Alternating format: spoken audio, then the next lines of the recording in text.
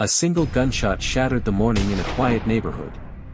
When it was over, 15-year-old Keyshawus Hunt laying dead on the neighborhood backyard, and the person who pulled the trigger was someone nobody expected. This isn't just a story about a murder, it's about how a single moment destroyed multiple families, and the questions that still haunt everyone involved. Who could have ever thought of hurting this teenager and family so bad? Let's find out. He's definitely deceased. This is the body of 15-year-old Keyshawn. Hey, whoa, stop. Look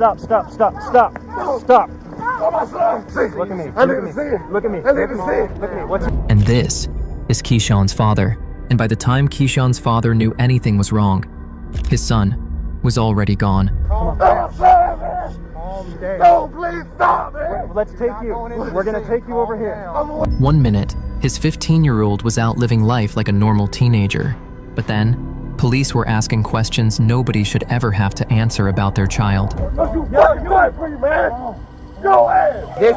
the last memory you want. However, Keyshawn's family would soon learn it all started over something so small, so unexpected, it never should have happened at all.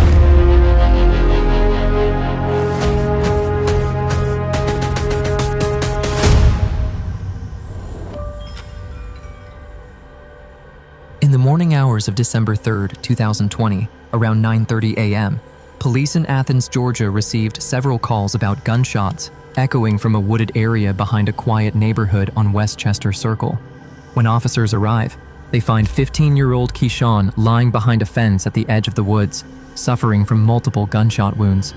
What follows is a chain of lies, shifting alibis, and a confession that reveals the murder was not only planned, but driven by a deep, personal grudge, one that began over something as small as a stolen backpack.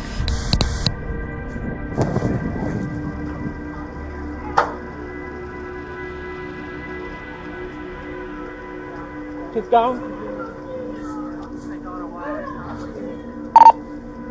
7 9 such a possible single 7. Said his name was Keyshawn Gaynor, and he's 15. Then you can probably start CID this way.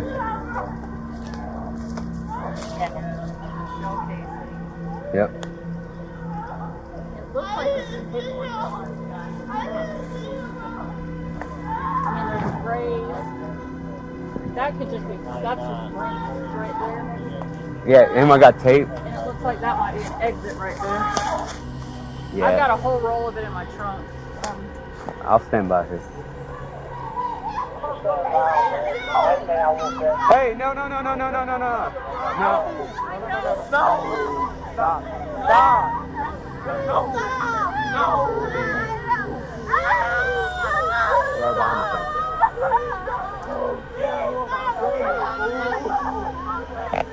Oh, my brother.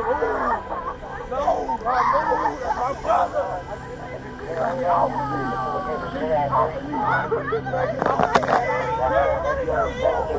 It's not the way you want to see him. This is not the way you want to see him. It's not the way you want to see him. This is not the last memory you want.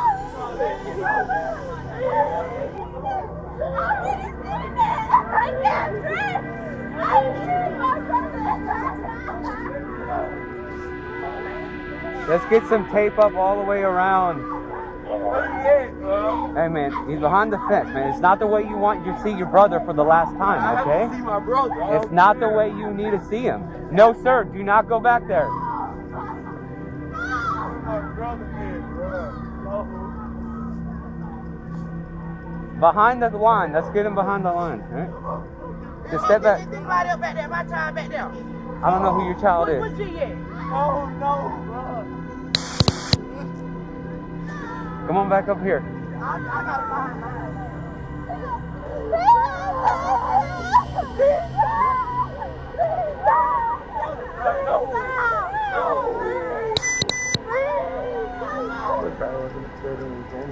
There's shell casing here, there's a shell casing next to that. Do me a favor. One in the front, one in the back. You just keep on this. Yeah. I know they gotta do what they gotta do, but just try to keep on. We're done. There's a cell phone under him. Yeah. I just wanted to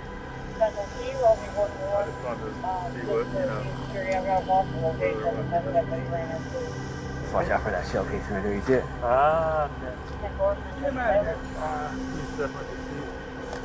Don't touch it. Unfortunately, one thing was already clear. Keyshawn had been lying in the woods for over 10 minutes before help arrived. By the time officers and medics reached him, there was nothing anyone could do. What began as a possible shooting call was now a homicide scene, with the person responsible already gone. Now, it was up to investigators to trace every step that led here.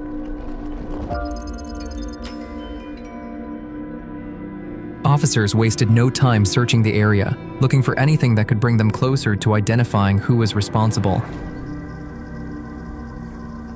Just gonna photograph what's inside and then leave it. Nope, we are.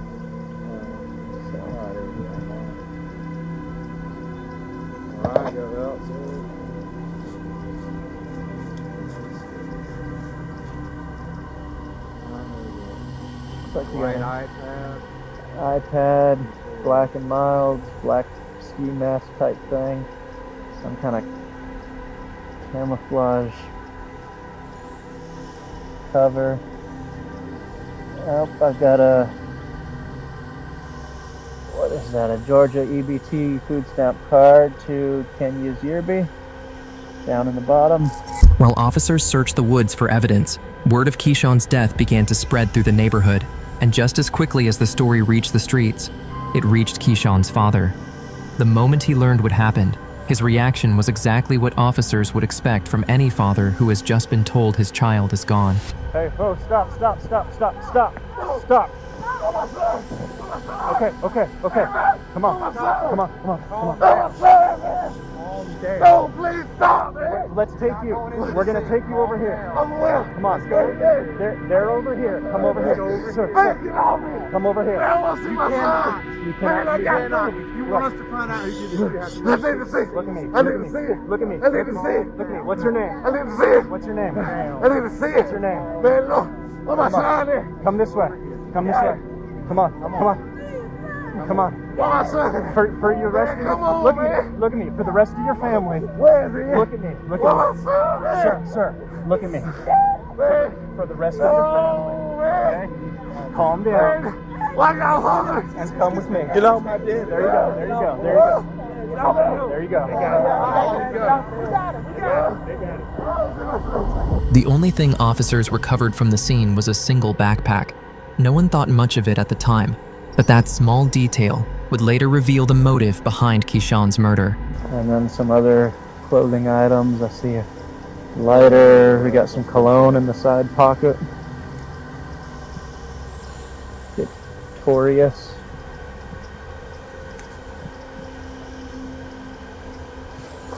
Got a scale. Yep. And a battery. Alright. And we're going to go bag it in the car. Inside the backpack, officers found a phone, a wallet, some clothing, a digital scale, and a tablet.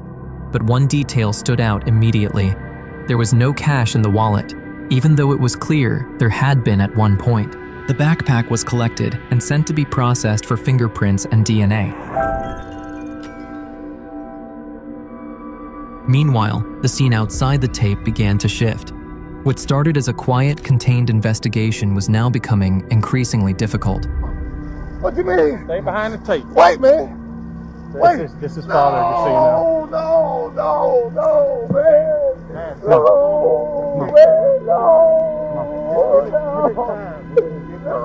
Wait a minute. Please, man. No, hold on. I know. No, hold on. They didn't let me see my son, man. No, I'm finna see it now. Come on, man. Come on. Hey, man. Hey, man, hold on. You don't Hey, want to don't grab me like that, man. I need you to stay behind me. Don't grab me like that. I just need you to stay behind me. I don't grab me. I don't want to, okay? I don't want to.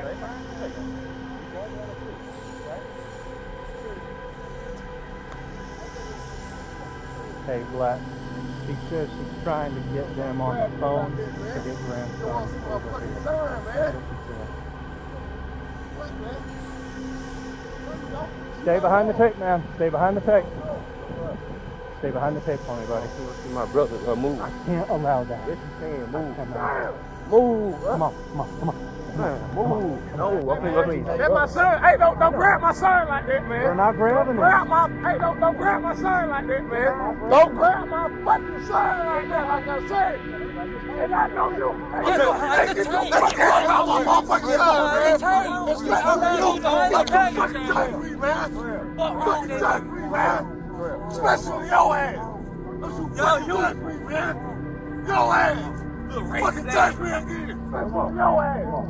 Don't you fucking touch me, man. Your ass. Fucking touch me again. What racist ass bitch. Fucking touch me, man. Now officers thought that would be the end of it, but the longer they held the scene, the more people began to show up. Friends, cousins, neighbors, and entire families. What started as a handful of relatives became a crowd, emotional and growing by the minute, and officers now had to stay alert, because in scenes like this, grief can turn into rage fast. Excuse me. Just real quick. Yo, what's up? I want to know, because I'm watching everybody and I'm seeing what's going on. I can tell how incredibly upset you are. I understand that.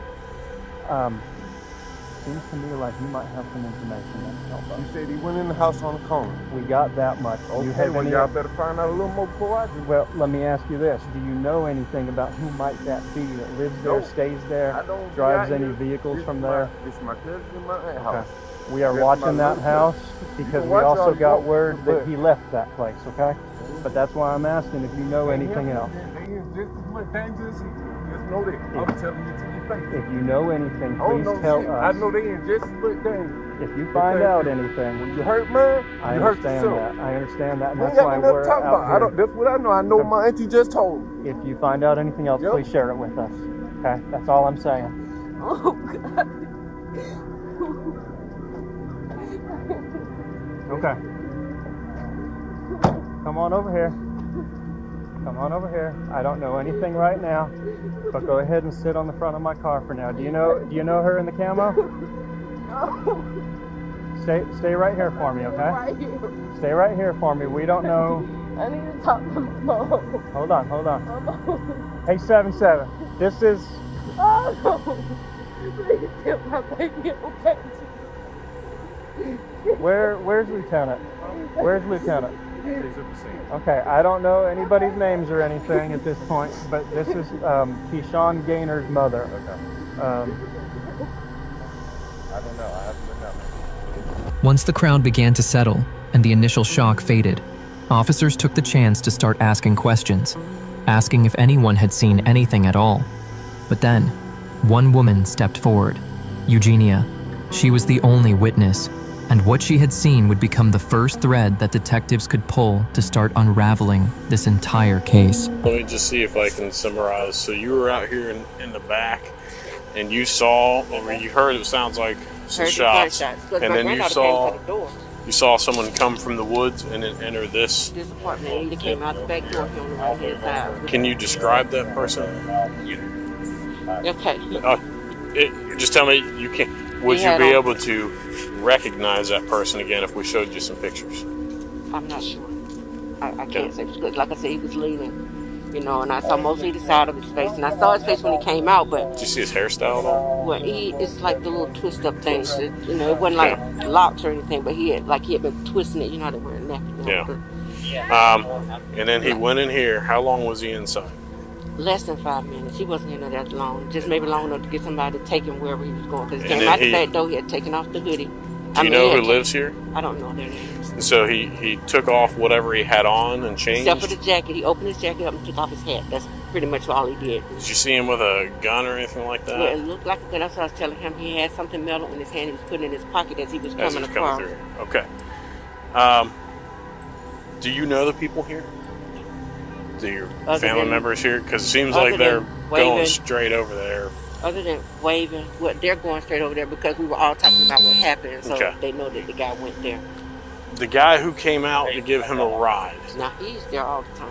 Okay. He's not there now. Do you know his name? I don't know anybody's name down there. Older, younger?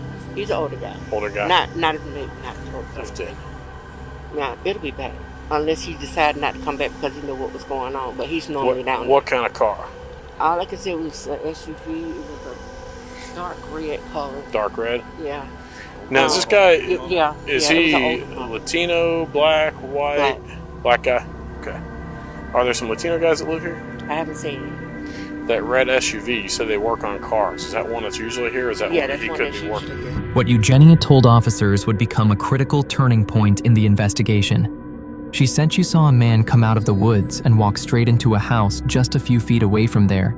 He was masked, moved quickly, and stayed inside for less than 5 minutes before leaving again, this time with another person.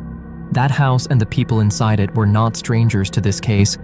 Keyshawn had once been close friends with a boy who lived there, Lamons Williams, known in the neighborhood as Bubba. But over the past few months, their friendship had fallen apart. So when Eugenia pointed to that house and that connection, it immediately put Bubba at the top of the suspect list. Officers didn't hesitate. They headed straight toward the house Eugenia pointed to, knowing whoever was inside might hold the key to what happened here. Where are we going to talk? Just stand right there. Well, I think because we're still working on that paper, so we're going to just wait right here. Well, hang on. What's your full name, buddy? Oh, I don't have it. You don't have a full name? No, I thought you said phone number. No, full name. Oh, yeah.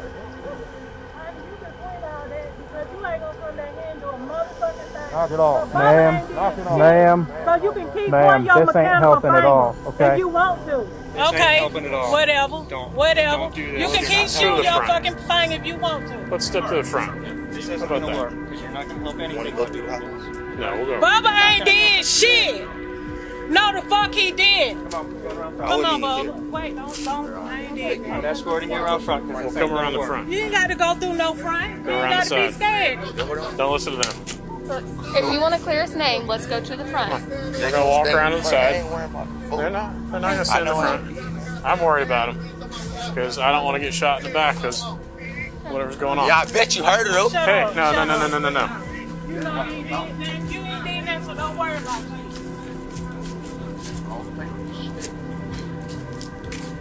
Listen, they're upset. Their family member is dead. And they think you did it. Yes, sir. Did you? No, sir. How'd you really get that shiner? Because it ain't from that pole. Yes, it is. Okay. Pole, guess. Okay. So let me just present something to you because they're saying that they saw you coming from there, the gun in your hand, and I'm seeing that you've got some injuries. Listen, if someone attacked you and you defended yourself, that's something you need to lead with, not tell something else. No, sir. And I'm not saying that that's what happened. Yeah. The best chance officers had of getting Bubba to talk was to make him believe that what happened could be justified. So they used a well-known interrogation strategy called minimization, a tactic where investigators downplay the seriousness of the crime to make the suspect feel safer admitting to it. If Bubba believed this was self-defense, he might talk. And if he talked, the case would finally start to break open. That if what happens is something like that happened and you come and tell some other story. Don't keep looking up there. You ain't did nothing. Don't keep looking up there. Don't worry about it. Yes. And if something happened where this kid attacks you, does something, pulls a gun on you, does whatever, and then you defend yourself, and I'm not saying that happened, Yes, sir. but if something like that did happen, and you say some story like, I don't know, I wasn't there, I didn't do it, it turns out that there's something over there that ties you to it, Yes. Well, then you lose the ability to say that it's self-defense. Yes, sir. So that's the only reason why. And a lot of people, if they're in this situation, and again, not saying you are, Yes. but a lot of people, if they're in this situation, they're scared to say that something happened because, one, someone's dead. Yes, sir. Okay? Yes, sir. So I try to explain to people that if it is a self-defense, you got to get in front of that. That needs to be the very, very first thing you say. And because you can't ever use it again. If you tell one story, yes, and it turns out not be the truth, and then you turn around and say, well, actually, it was self-defense. Can I ask you something? Where did me out here with a gun come from? Because I don't even own a firearm. I can tell you, the gunshot residue test is not necessarily going to be conclusive because he wasn't here from start to finish. He just had to be brought here. So anyone could argue that he went somewhere and cleaned up, changed clothes, did whatever. Yeah, I had the same clothes on all day though. This same. Yeah, you can ask So- that girl what he had on. We talked to them right there in the street. Okay. Yeah, when we were leaving out, she Yeah, had when- stopped to see what was yeah, going on. We didn't know what was going on. Okay. I'm allergic to them. Oh shit! Oh shit! Oh shit! Okay. Where that pen at? In my book bag. Hey! Oh no! Don't fight! Don't fight! He has an F pen. I think it's gone. Okay. We had soft people screaming stuff, so we rode right there. And then she was just looking to see what was going on. What were they screaming? They were just screaming. Screaming. I mean, is that normal for people to just scream out here? Or? No, we just saw her screaming. And she got out the car and looked. She said it's somewhere over there dead. Okay. That was when you guys left? No, that was when we were getting ready to leave. We went When out you were this getting way. ready to leave. Yes, Okay. sir. And then So, okay, where did you go? we went out the neighborhood. We left. And we went to pay where? The car insurance. So you wanted to go pay the car insurance? Yes, sir. And where did you go from there? That was it. I dropped him She dropped me off. Okay. That was it. We paid the car insurance. And I Dropped just me off. did Go that look at the because- car insurance calendar. Everything. You know, I don't know what's going on. But I knew my name. School. But if I knew all this was going on, I would have just kept him in the car with me, so you can just like. But this is what he had on when he left.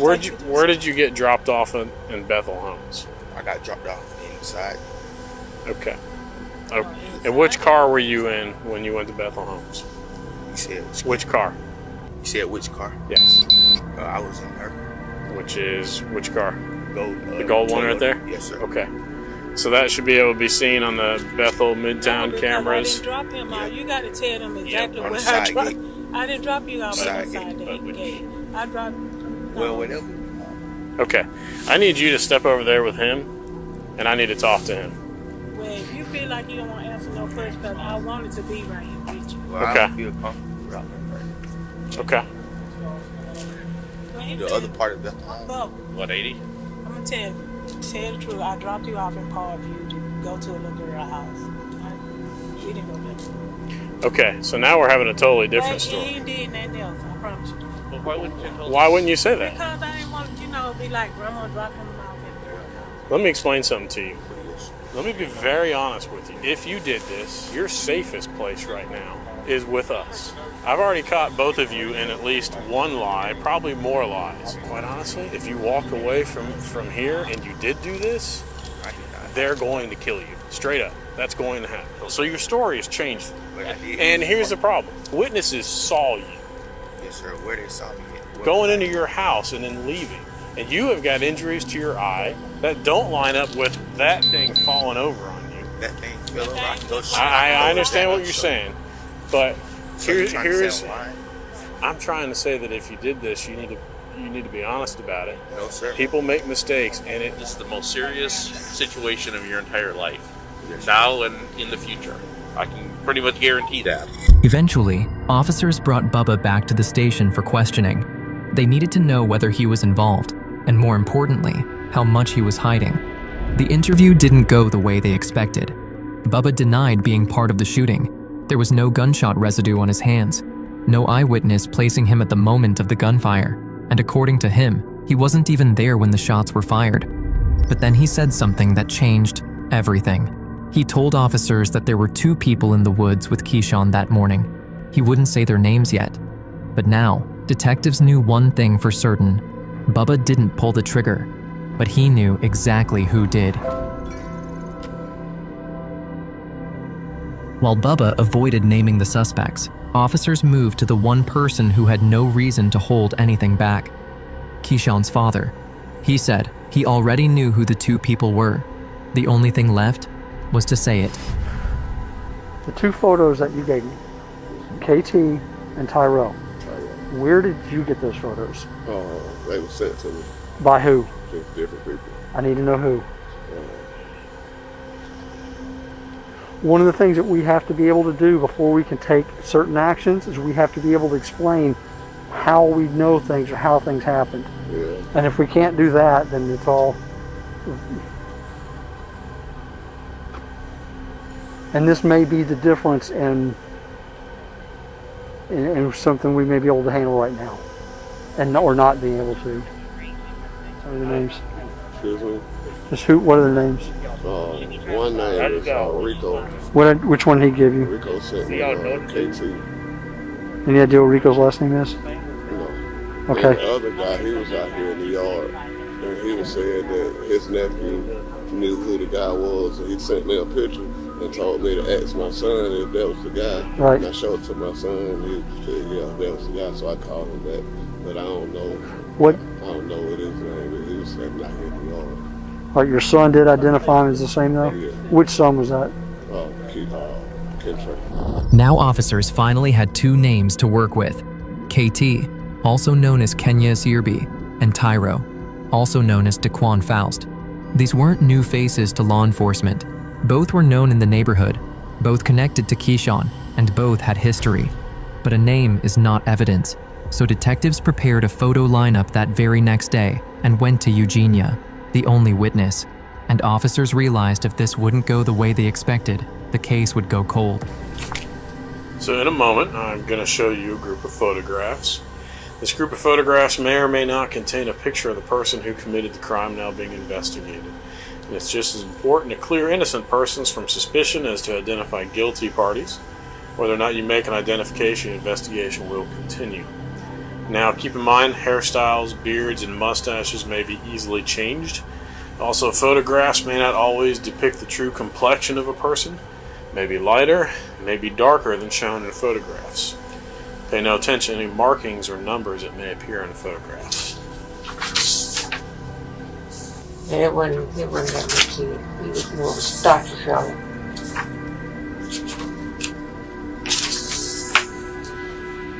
Kind of.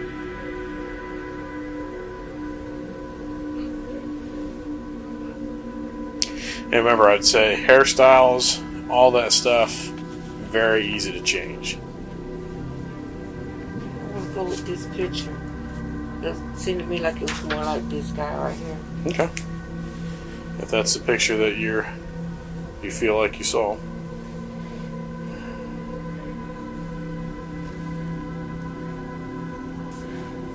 What do I do to it? Just make whatever mark you want. Yeah, sign your name or say he's the one that... Was he the one in the driver's seat or the passenger seat? Passenger seat. Okay. Passenger seat. After speaking with Eugenia, officers could now confirm their suspicions. She explained that on the morning of the shooting, she had been upstairs looking out her bedroom window. From there, she saw Daquan in the driver's seat and Kenya's KT Yerby in the passenger seat of a red SUV parked just outside. This placed both men together, at the scene, at the exact time of the shooting. But now, officers needed more than just identification. They needed the vehicle, the weapons, and the location of both suspects. Where were Kenyas and Daquan now? Where was the red SUV? And where were the guns that tied everything together? Finding those answers would be the only way to connect the dots into this increasingly tangled case.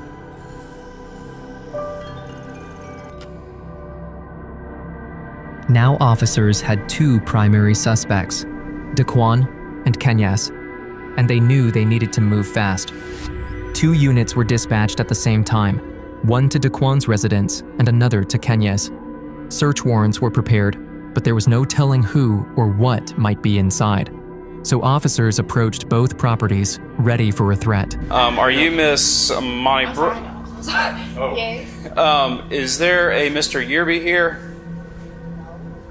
You know who I'm talking about? Keyshawus, is that right? You mind if we come in and speak with you real quick about an incident? Okay, thank you. Are you the only one home? Yeah, I'm getting ready for work. Oh, okay. Okay. Is there a light? Oh, it's right there at the door. Okay. So you're the only one here? Okay. So how do you know Mr. Yearby? Was your boyfriend or is? Okay, that's fair. When's the last time you saw him? So we are investigating. I don't know. Have you heard anything about maybe what he would be involved in? Maybe I'll start with that. Okay, so we work in our robbery homicide unit. We are investigating a death today. We don't know if he's involved. We would just like to speak with him. So when's the last time that you saw him? When's the last time you talked to him?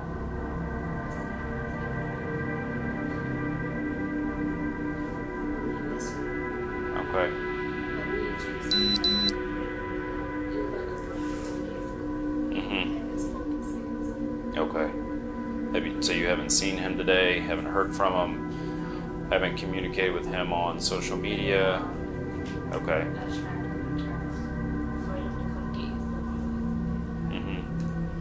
What does he have here? Oh, it's just like clothes. Okay. Okay. Has he been having any problems with anybody that you know of? Okay. Like I said, we don't know if he's involved. His name has come up, and yeah. Do you know, like? Where's he living at if he's not here? I don't know anything. I really don't. Like, don't know where he lives at? I don't know where he's been. I don't know anything. Okay. Because like I said, we just really had kind of hard. Eventually, officers searched the house, hoping to find him, or at least something they could use. But the house was empty, and that's when officers realized someone was already one step ahead of them. 3 police officers have shown up at your door, and quite frankly, it's in reference to a murder. Okay, that's what we are investigating. Okay, so imagine if it was your loved one, and then officers are coming, and I'm not trying to downplay it or make this stressful for you, but we need to find him and talk to him. That's all we need to do, is talk to him. And so it's important for us to do that now. So I mean, if you can provide me a phone number, if you can provide me an address, if you car description, anything would be helpful. And y'all were like Detective Deering said, y'all were in a relationship enough to where you sign a lease apparently with somebody, and they live here with you. So all I need is, when I walk away, is to be satisfied that I've got the information that I need to go find Mr. Yearby. While officers at Kenya's residence were coming up empty, the other unit, the one searching for Daquan, was having far more success than anyone expected, and what they were about to uncover would shift the investigation again. Yes. Holy crap. Okay. So Well, that. Yeah, I'm glad you're able to clear that one. Sometimes those things are a pain. Yeah, that has. Yeah, plug's empty. I got the round out of it. So. How long is that barrel? But not 18 and a half? Looks like it's all pan. Yeah. It's not running the serial number, dude. That's not a 9. Is that a 9? Oh, yeah, it says right there. I was looking at that. I'm looking at right here, you know? This thing. Well, probably better. It looks like a chopped up AK body. This is what came out of it. That came out of that. Yeah, Paul would probably, as a collector, he'd probably know. He'd be able to tell us. This is all just like an AK body, the sheet metal stamp thing. But it had that in it. Yeah. So it looks like an AK style Machine pistol. Well, it's like a pistol. Everything's safe. This came out of this. It's got a mag. Philippines.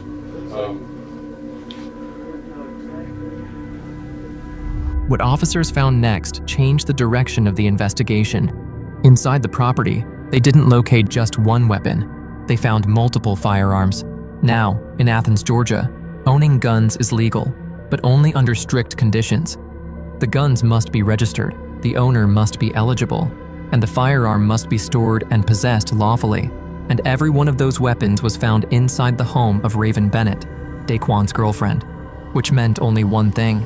Raven was now directly connected to the investigation. Then officers brought in Raven for questioning because what she told them next would determine whether this case advanced forward or fell apart.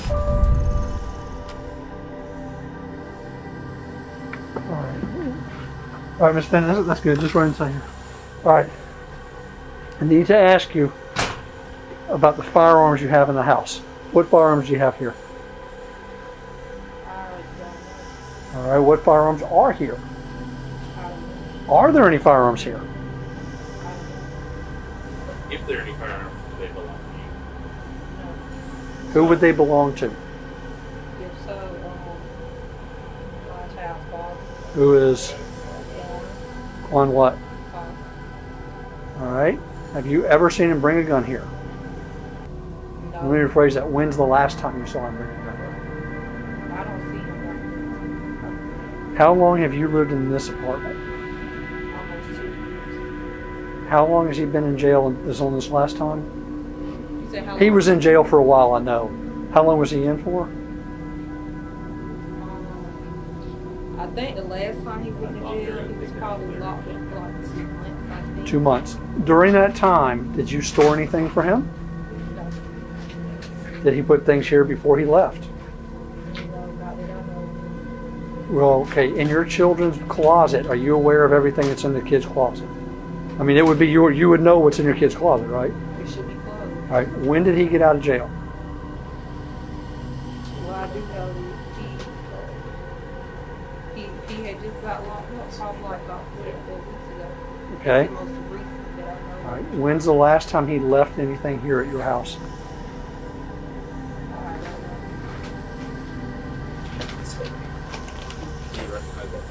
This look familiar? You see this? These are federal crimes. Somebody knows about and owns these guns. Right now, it's your apartment. There's no Daquan here. There's you. We need to talk. Let's go in the living room and talk. You are responsible for your apartment. Right. We just showed you 2 federal crimes of guns in your apartment that you're not supposed to have in housing anyway. You're responsible. Even if it's not mine. Well, you got to kind of by extension if it's your apartment. You're responsible. How did it get here? I don't know. I mean, I didn't put it here. Ms. Bennett, Obviously. everybody's had a long day, including you. I know. We are past game playing. Where did the guns come from? If anything, my child's father. If anything? Yes, There's no if anything. I don't know anything about no guns being here, none of that. So, I mean. Would you take a polygraph for that and answer that question about it on the polygraph? I mean, I will. All right, we can go where we can go now. We can set one up right now. I'm not going nowhere at all. So you won't do a polygraph? No, I mean, not. You no, just not, no? Not today. No. So you won't do a polygraph about the guns? They're not mine. Whose are they? They're my child's father. They are Quan's? Yes. How do you know they're his? More than likely it's No, his. you just said they are. How do you know they're his? More than likely they are his because he comes here. Stop. There's no such thing as more than likely. They're either yours, your child's, your 2 guests from Louisiana, or his. Quan just put a loaded gun by your baby. Who's taking the ride for this, you or him? Not me, because I don't. It's your apartment. Now tell me about the red car. How long's the red truck been here? From my knowledge, it's been parked for about 2 days now because it has not have no. It don't have no car insurance. When's the last time you saw Tyro? It might have been like, earlier today. Today? Which is where the We're gonna hand that gun to our forensics folks. They are going to both test it for DNA and then fingerprints. Are your prints going to come up on any of the guns or the bullets? Tell us now. But there Okay. is the expectation that if it is in your home, it belongs to you. So what I would, if you think of anything, do what you can to help yourself and to help your child with defects. They are very cooperative, very helpful. I will go to bat for you. Okay. Well, what I'm saying is, if you hear anything about the murder, call me. Ms. Bennett, I have one last question for you. You were saying earlier that Daquan has had you run things for him and do things for him. Correct? You said that.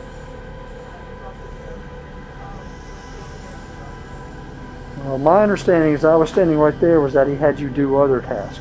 Has he ever had you go get guns or drop off guns? Well, just call me, because the better your information is, the better I can. Raven confirmed what detectives had suspected. On the day of the shooting, Keyshawus and Daquan came to her house. They arrived in the red SUV and left the gun there. This detail connected them directly back to the scene. It was the final link detectives needed. With that, officers now had grounds to charge both Keyshawus Yerby and Daquan Faust with murder. 2 days after officers recovered the red SUV and the firearms from Raven's home, the investigation moved quickly. Daquan was located back at Raven's residence. He did not turn himself in. Officers had to go and get him. At that point, the evidence had already closed around him. He was taken into custody. That very same day, the autopsy confirmed what detectives already suspected. Keyshawn was shot at close range, with the fatal round striking the head. He was also shot 5 more times across the upper body. The bullets matched a 9mm semi-automatic casings that were recovered at the scene. Detectives test-fired a 9mm recovered from Raven's house. The bullets from the test fire matched the recovered projectiles. The pistol was a standard 9mm semi-automatic with a detachable magazine. Hey. Yeah. Real quick, Keyshawus, do you mind taking your hands out of your pocket? I just want to patch down, make sure you don't have any weapons. I'm sure you don't because you're here at the attorney. If you just want to stand up for me real quick. Just put your hands on your head for me. Thanks.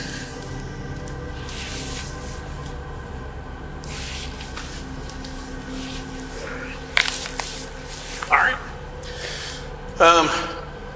You want to step in and talk to Paul? And I'll just hang out here for a second. You guys all ride together, or just happen to come at the same time? Okay. You put your hands down. You're good. He explained why the confrontation happened, who was present in the woods, and how the events led to the shooting.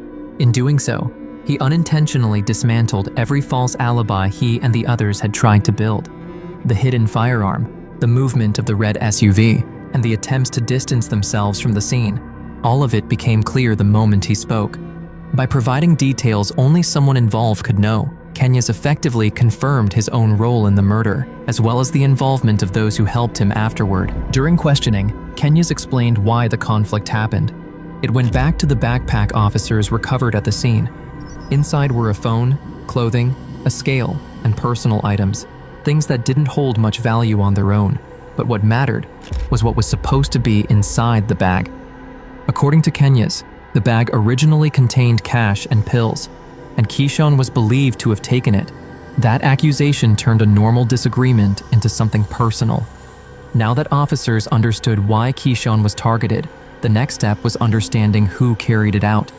Because this wasn't a crime committed by one person. Everyone had a role.